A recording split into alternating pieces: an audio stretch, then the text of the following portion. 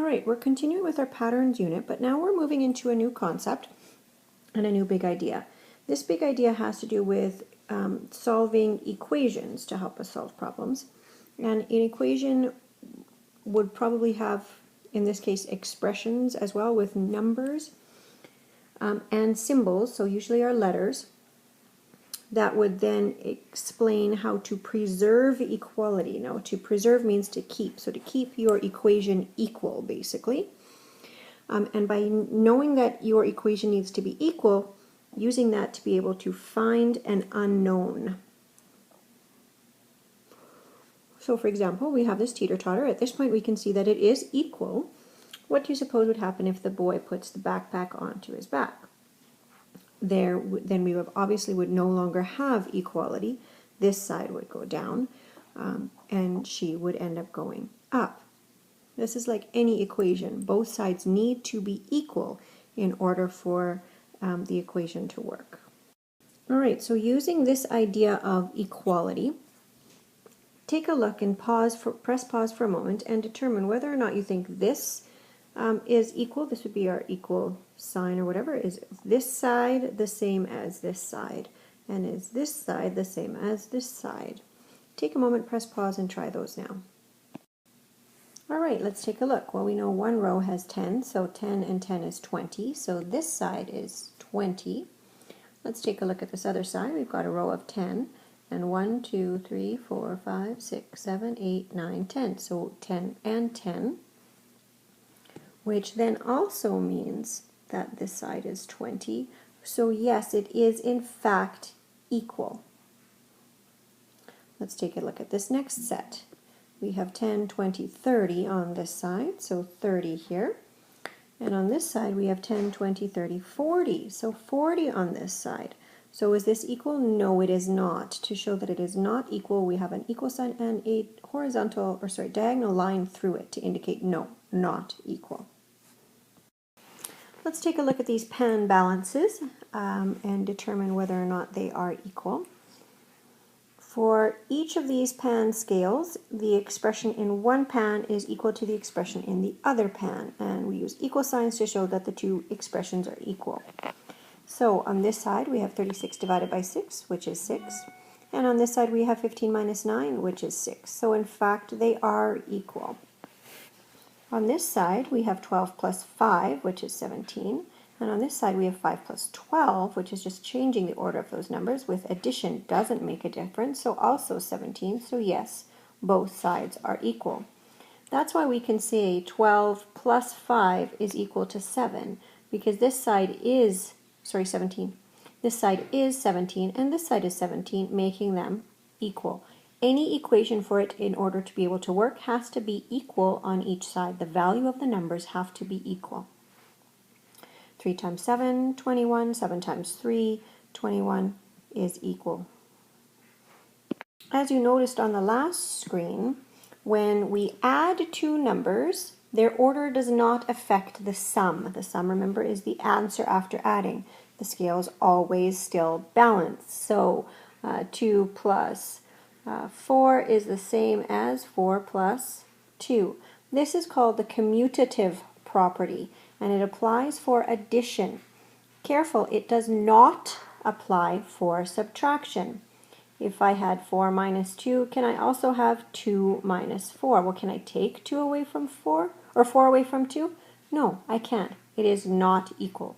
So the commutative property only applies for addition, not subtraction. Multiplication, however, is another case where the commutative property does work. The order in which you multiply numbers does not affect the product. Again, the product is the answer after multiplying. 3 times 2 is the same as 2 times 3. 5 times 88 would be the same as 88 times 5. This again does not work for division. 21 divided by 3 is not equal to 3 divided by 21. We can't take 3 and divide it into 21 groups. Therefore, the commutative property does not apply for subtraction or division. It only applies for multiplication and addition. Okay, in those cases, the order in which they are added or multiplied does not matter. All right, at this point, we're going to move on to trying to preserve equality. So, for example, each of these tug-of-war teams has the same total mass to begin with. This is the same as this. A and B are equal. Suppose a girl with a mass of 48 kilograms joins Team A. What could be done to keep the match fair? Well, in order for it to be fair, we would have to add another 48 kilogram girl to the other side. And often if we do the same thing to both sides, we can help to preserve equality, keep both sides of the equation equal. All right, now it's time to practice some. We'll do the first one together, and then you'll press pause and do the rest on your own. So, oops, sorry, I need my pen. 2 plus 3 plus 5, well, 2 plus 3 is 5, 5 plus 5 is 10, so that's 10 on this side. 5 plus 3 plus 2 on the other side, well, 5 plus 3 is 8, 8 plus 2 is 10. Yes, it is in fact equal.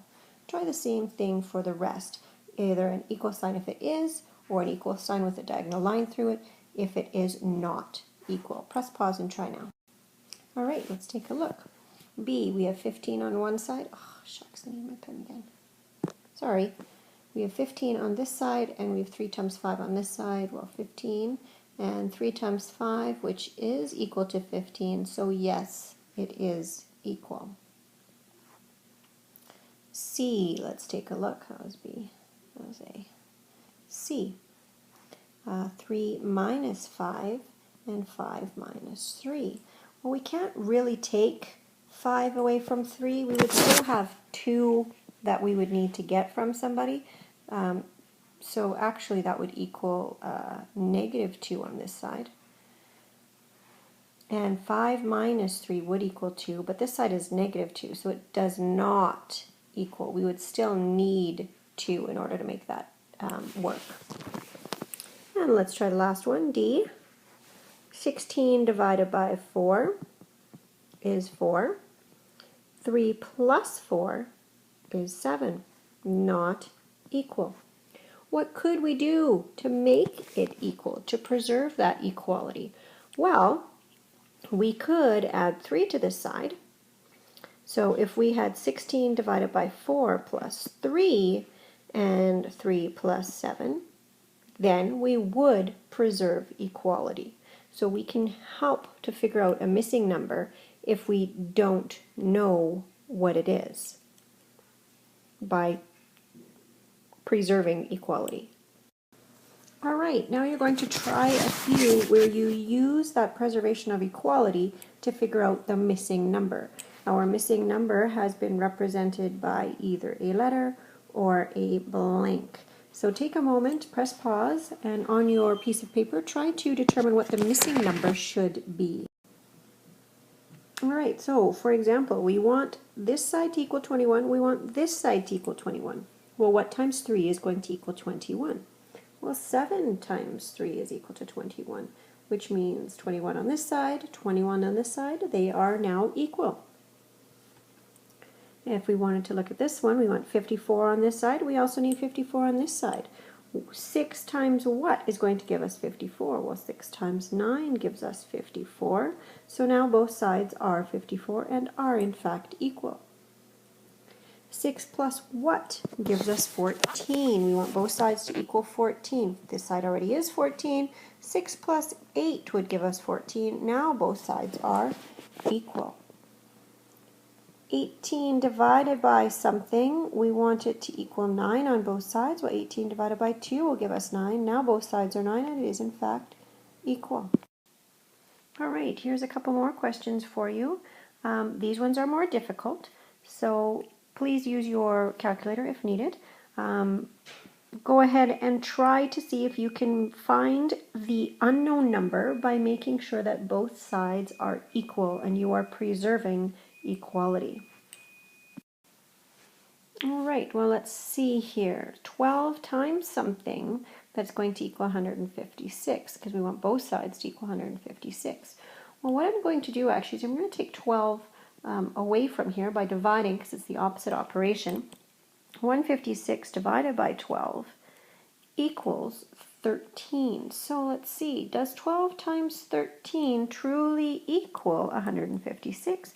And in fact it does. So now I know that C is 13, and then I will be able to preserve equality. Let's try the same thing on this other side. 225 divided by what is 15? Well, that's hard to say.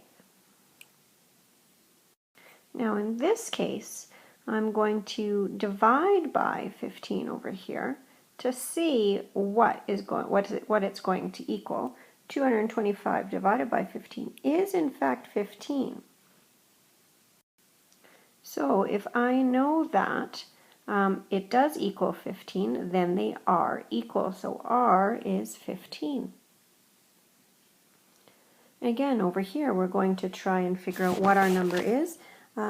If I have 15 groups of something that's going to equal 75, well, I'm going to take 75 and I'm going to divide it by 15, which gives me 5. So does 5 times 15 truly equal 75? Well, yes, it does. Now my equation is equal. Let's take a look at this last one. I'm going to take 13 away from 24, which leaves me with 11. So if I took 24 away from 11, it would give me the 13 and both sides would be equal. So my unknown number is Q. My unknown letter of Q is 11. At this point, you're going to move on to practice on your own. Math Makes Sense, page 35, numbers 1, 2, 3, 4, and 5.